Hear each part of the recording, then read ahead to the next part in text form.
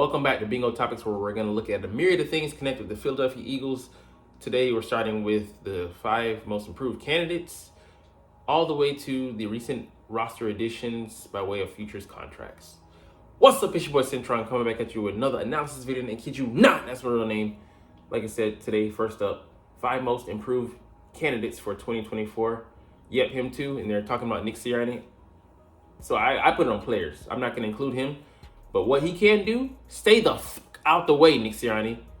Go be the CEO, do your thing, try not to get in the way. Because that's all you did last year in 2023. So don't want to see him on offenses unless it's making the decisions to go for it on 4th down. As minimal a role as possible in calling the offense. All right, the first name they have up here is Jordan Davis, and he's a guy heading into his 3rd year.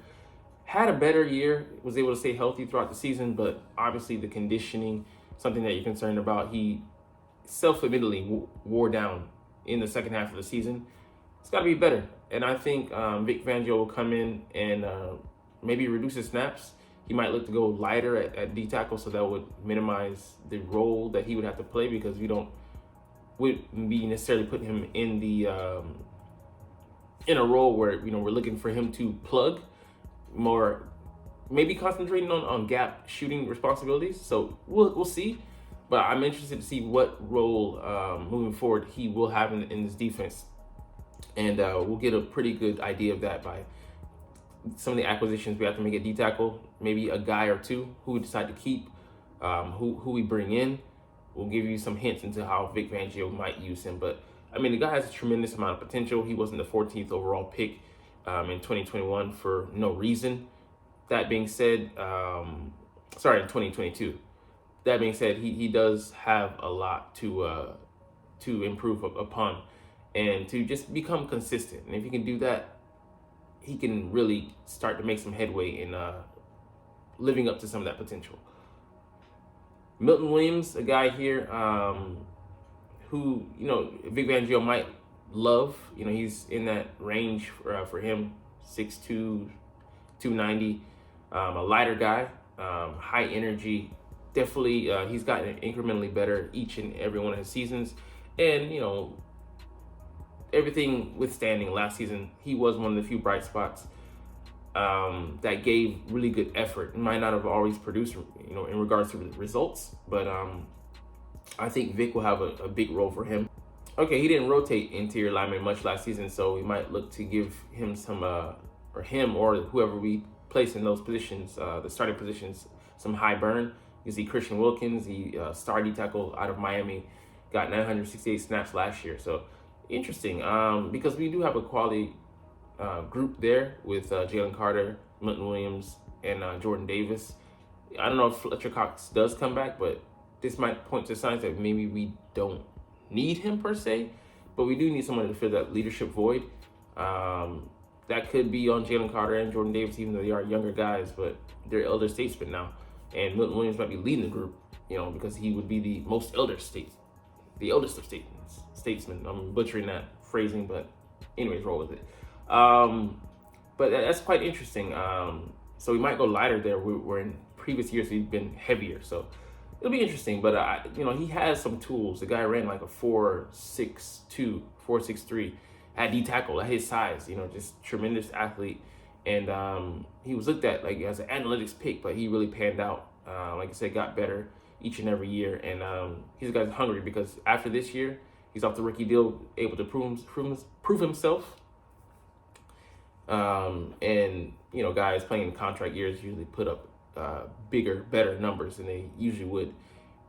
There's some high financial incentive motivating them. Anyways, let's get to our next guy, Nakobe Dean, a guy we haven't been able to see much of because he pretty much redshirted last year behind Kazir White and TJ Edwards as the starters. And then this past year, he got thrust into the starting role. We spent a 3rd-round pick on him, some high, draft capital, especially for someone of Howie Roseman's ilk. His track record doesn't speak highly of, acquiring linebackers through the draft. And in general, in period, investing capital to go and acquire those guys by way of trade either. That being said, Jacoby, if he can stay healthy, that's the first starting point. He got somewhat of a bad rap. Yeah, he was, had some terrible numbers in coverage, but I don't think we put these guys in good position. And his running mate next to him, he was looked at to be the coverage linebacker. If he's your best guy there, I mean, it might be adequate at his best, but he's got to improve tremendously in that category to be the leading guy, as far as our coverage linebackers go. And like I said, it's not saying much. Zach Cunningham, he's a body, he's there. He'll be there to make the tackle when the guy inevitably makes the catch on him. But, Nakobe, his size dimensions, I mean, if he had the frame of a Zach Wilson, he'd be a better linebacker because he'd be able to cash in on what his athleticism allows him to do, but his physical dimensions don't. He's 5'11". Zach Cunningham's 6'3", bordering on 6'4". I mean, so he's able to make some plays by just nature of him putting himself in a position to be there. But if you get Nakobe a running mate, let's say I keep going back to this, but in the ilk of someone of the name Patrick Queen, I would feel fine having him as the will linebacker. But as the Mike, I want somebody who's bigger, better in coverage, can actually drop, has good awareness, because he's good at playing the run, but it's when you have to have him also play the pass when you get into trouble. So, hey, we'll see. This will be a make or break year for him, and kind of deciding where we go from him, from here on out with him into the next contract, because there's no guarantee, even if he played lights out, that he'd get one here in Philly, but he'd set himself up for future elsewhere. Tyler Steen, this is a guy, a lot you could say hinges on this, because where do we place him? And not just him. First, the decisions on the guys in front of him. Center. If Jason Kelce comes back, then we'd like to believe that Cam Jurgens stays at right guard or relegate him to a backup status, and he could cross-train at right guard and right tackle. But Kelce retires, then that changes the whole picture. He's now competing for a starting job. Not with the right guard who would slot in at center, Cam Jurgens. We would be shifting him to a starting position at right guard. And he struggled in the Dallas game, but he did hold his own, because that unit is so solid. If you're sandwiched in between Jason Kelce and Lane Johnson, you can just be adequate. You can get away with that. Now with Cam Jurgens, there might be a little bit less leeway. You still have a future Hall of Famer in Lane Johnson playing next to you, but do we send him to the bench, or I believe he competes for that right guard spot, but will he be up to the task? Will we sign someone in free agency, or will we look to again go with the draft and then bring in a future right tackle who could compete with Steen for the right guard spot? That's what I believe would happen, and he'd have to show us a lot. But he's a heady guy, smart, made some good tackles. Starts at left tackle at Vanderbilt, and then subsequently at Alabama. So I like the guy. I really do. I think he can develop into a player for us, but a lot depends on, like I said, things out of his control. The depth in front of him. Nick Sirianni. Okay, we did that. I'm gonna add another name to the list. Nolan Smith, the other forgotten first round pick. We didn't see much from him this past year, and his lack of trust. But how's that shoulder holding up? He says sometimes it's my baby, sometimes it works, and sometimes it doesn't. Bro, you're a first year rookie coming in the league saying shit like that. Red flags. So can he hold up physically? And then are they going to try to use him as a joker? I believe he could play that role, but where do we have him play? Do we just have him come in and sit and learn one position, the edge rushing position, or do we slide him in off the ball linebacker and make his role multitude? This will be the offseason to do it, because he has more time, and typically players make their biggest jump in between the first year and the second year. That being said, I need to see something from him, and to justify that first round pedigree. A lot of teams were high on him, but he could easily slip into the second round, because he does have his dings, and he looked out of place, out of position, and off the ball linebacker, him dropping the spots, he didn't do too well with that. So how does he develop? A lot is on his plate, and a lot of it is expected of him, unfairly so or not. he needs to come out and produce. All right, so those are my guys. Let's move on to the next part, segue into 3 free agents who make sense for the Eagles. Version 1. So some guys actually that I like that I think would have some good value, but, timing and also just, happenstance. It all depends. But anyways, first up here, Julian Blackman. He's young, 25 years old, had corner experience in at Utah, first 3 seasons at corner. 6'2", 202 guy, had 88 tackles, 4 picks, 8 pass breakups, and he was pretty damn solid. Look at the movement skills. This guy here, just in coverage, he's able to get underneath, make a play on the ball. In here, I think he's off screen here, but he reads the route, pretty much runs the route, kind of for the receiver, steps in front and just picks it off beautifully. So that spatial awareness, I believe he could play in tandem with a guy like Reed Blankenship, as an over the top guy. He's young. I don't think he's gonna break the bank, and would be a good value pick. Maybe top $7 million would cost us, but getting ascending talent and a guy who's doesn't have too much wear and tear on his body, is growing into that position, and has that corner flexibility. Maybe can also be a slot guy. Highly underrated pickup for us, I think it would be. So, me Yoda speak. All right, Blake Cashman. I'm more on this one because I believe he's mostly what he's gonna be. 6'1", 237, gives you a little bit of size there, can blitz. Not the best in coverage, but I think he could be adequate, and it's not saying a lot that he would immediately be our best coverage linebacker. At just average. For me, a depth guy to come off the bench to replace one of your starters, I'd be fine with that. But thrusting him into a starter's role would be another forced play by Howard Roseman to find treasure where there is trash sifting through. I'm tired of those kind of resources. I want actual talent to be applied to the position. And if you gotta pay, to play. Pause. I know, but he's just another retread. He's not high on the free agent list. That should tell you a lot. There's not a lot of good linebackers, coming in and then being developed. That says that you have to put a premium on that position if you want to actually be good at it. And we're okay just skating by. So we'll see. Darnell Mooney, I like him. I really do. I think he suffered in that offense, and maybe to stay healthy as well. But working with Justin Fields, Ron Justin, that one's awesome. We should have got him as well, but that's a whole nother story. As well as I had DK Metcalf. Can you imagine those two starting on opposite ends of each other? But like I said, we're fine with what we have now. But thank the lucky stars that we have those guys. But anyways, not to get sidetracked. His second year, 81 catches, 1,000 yards, 13 yards per catch, 4 TDs. Modest on the TDs, but he's a good route runner. Explosive guy, runs a 4.38.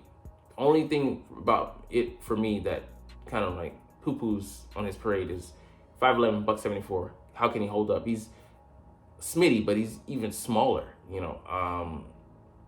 size-wise. So what do you do with that? I don't want a copycat of another receiver. As a number 4, I'd be fine with him. Also, how's he going to do on the money end? He might cost a little bit, but not even. Given that he had 2 down seasons, he might be on the amenable end. But I put him at, like I said, as number 4. I want a bigger receiver in the slot playing for us. And that he does have the inside-outside versatility, but for me, he'd just be a better Quez, a more consistent Quez, but one that might get bullied and pushed around. And like I said, I want someone that can truly change the game there at 3. Not saying that he can't do that, but run blocking is going to be huge in this offense, and I don't see him holding up. So those are 3 guys. I like them. I like them all, but in to varying degrees. And for me, it'd be 1, 2, and 3. Like each, as you go along, their role diminishes in this on this team. All right, now we're gonna look into the franchise tag primer. So who is going to get tagged and how that affects the market, because these guys aren't on my radar per se, but it's more so a lot of them aren't. But how them getting tagged affects the rest of the market, and as well as them being candidates, but them getting taken away, being causing a hole to be highlighted in our roster. Anyways, Josh Allen, he's a guy that actually I think we would target, albeit he's going to be on the top end, on the high end as far as price goes. But him being taken away makes the other options more expensive, which hurts us in the end. It's going to make upwards of $20 million, and he's young, 25, had his best career year, set the franchise mark for the Jaguars with 17 and a half sacks. That being said, he's going to be a priority for most teams out there that have the space. And, maybe we can have the contender appeal that kind of takes a ding with the season we just had. But, I like the guy. And he'd be a great fit. Would signal the demise of, either or Hassan Reddick or Josh Sweat, or maybe both of them, usher in a new age. Him and Uchi, but that would be too expensive.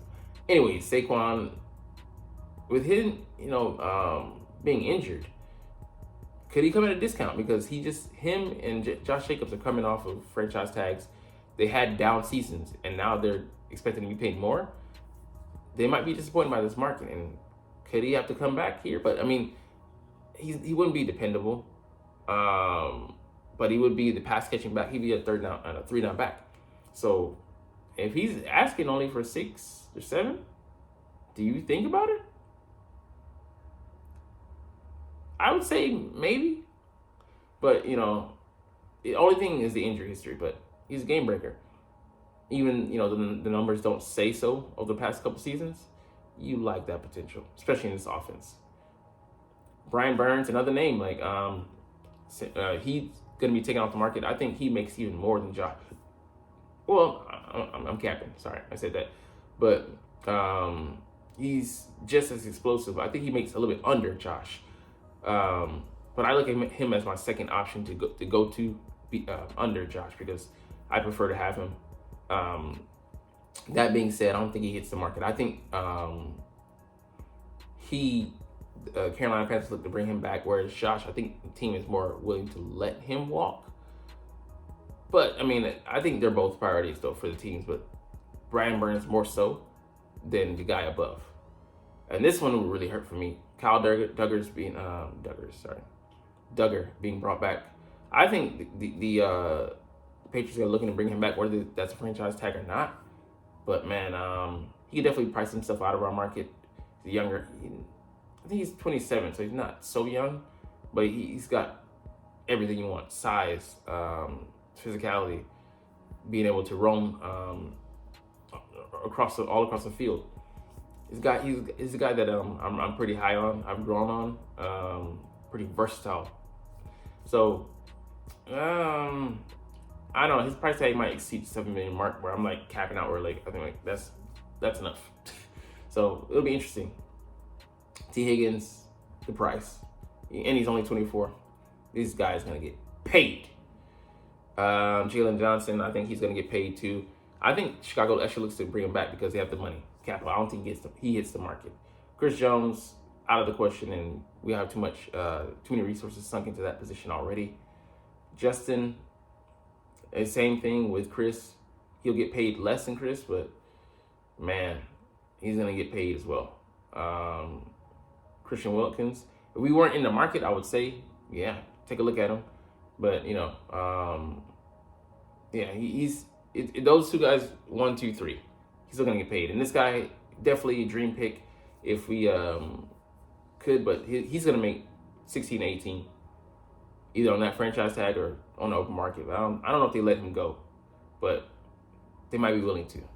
All right, let's get to our cap casualty cuts in the AFC that we could look to scoop in, like guys that are feasible.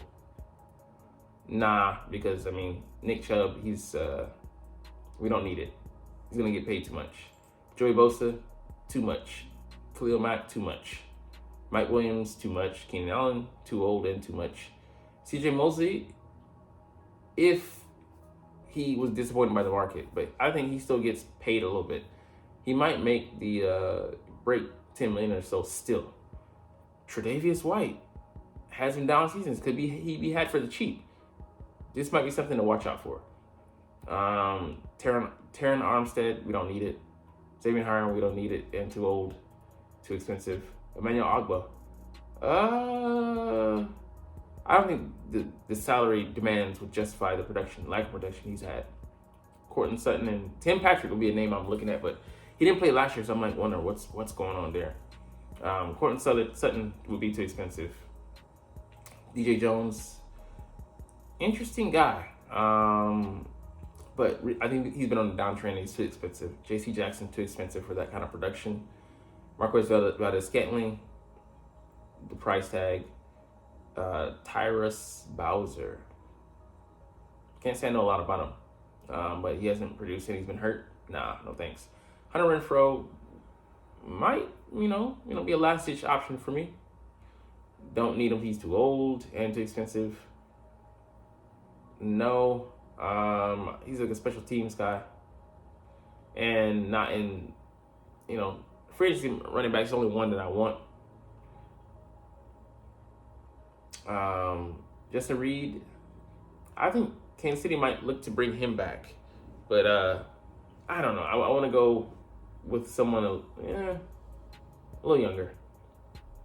Andre Dillard, gonna still cost too much. Backup, I would take him back as a backup. Justin Simmons, you need to go younger. We went down that road last year, didn't work out too well. Too old. Not productive. As a last ditch option, if he was willing to come here, August signing, sure, but if we're in that position, we're already looking bad. I'm messing up here. Let's go to the NFC side of things. So let's look here. Okay, we have to wait to load it back up. Don't need him. Too old. Too expensive and old. Not in the market, too expensive. Could be an interesting signing with Aaron Jones. I wouldn't if he was a minimal, but yeah, he's gonna cost too much. Demario Davis, last ditch. I forget he's 35, man. Golly, but he still could play. That's crazy. These are guys, so no. Kenny Clark. I mean, if he was willing to take a pay cut, but no, he ain't gonna do that. Neither one of these makes sense. Gonna cost too much money and it's not good enough. Jonnu Smith, I don't know. I've never been behind the hype behind him. He can be solid, but nah. Tracy Walker, I think he's that good. Ryan, we don't need either one of those. Taysom Hill, no thanks. At the Rice price tag as a number 4, I'd consider it. And too expensive. And he's not overrated, but he's not as good as he used to be. All right, Eagles signed former 3rd-round pick to the biggest future contract in the league. Who cares about that, bro? But I do think he has potential. The TDP, Tyrion Davis-Price. Another former 3rd-round running back pick from the 49ers that we're picking up again.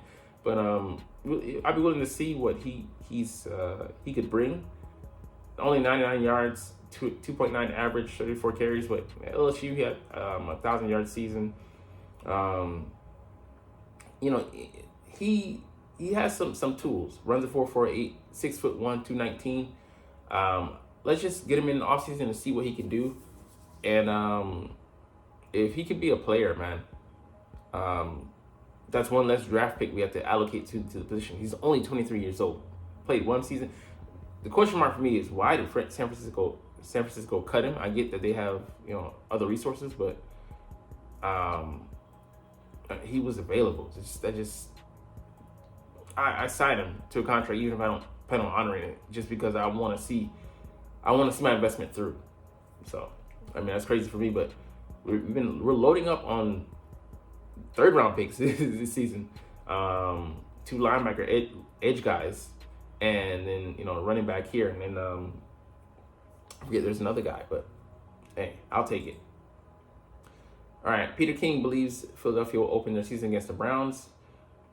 If they are the team that we play against, how do you think we match up? That offense is going to have a tough time going up against Myles Garrett in that defense. I'll say that straight out the gate. It'll be interesting to see. It'll be a good litmus test. Where is our defense at? How did this offseason fare out for us? Vic Fangio and his debut, finally, the coach they wanted on defense.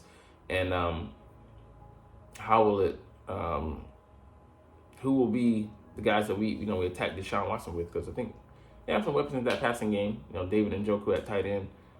Nick Chubb will be coming off the ACL injury. He's a tough-nosed runner, but, albeit he's coming out of recovery, but still a dangerous guy.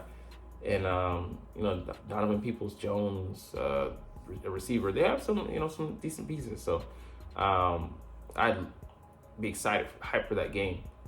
But, yeah, it would be a doozy. But Friday night, I hate that, man. Anyways, our last thing here, another guy we picked up, Darian Kenner, the tackle, who's a consecutive Super Bowl winner. Coming from the Kansas City Chiefs, got good physical dimensions, 6'5", 322. Coming out of Kentucky, a 5th-round pick of the Kansas City Chiefs, but they saw fit to let him go. Maybe we're just trying to make some championship pedigree into the building, but if you give me a swing guy, develop into that for us. Great physical dimensions, but have no idea how this guy was going to shape out. Anyways, long-ass video. Didn't intend for it to go this long, but in the first part of the video, I started talking. Anyways, you're not even watching, though, but it's all good because I love talking about the Eagles and I love making these videos. So we're going to chunk the deuces. But as always, it's Fly Eagles Fly, and let's motherfucking go. Like, comment, share, subscribe if you want. Thanks for watching. Check me out at Cintron, Cintron Anime, Cintron Life, or Cintron Laughs, or other social media.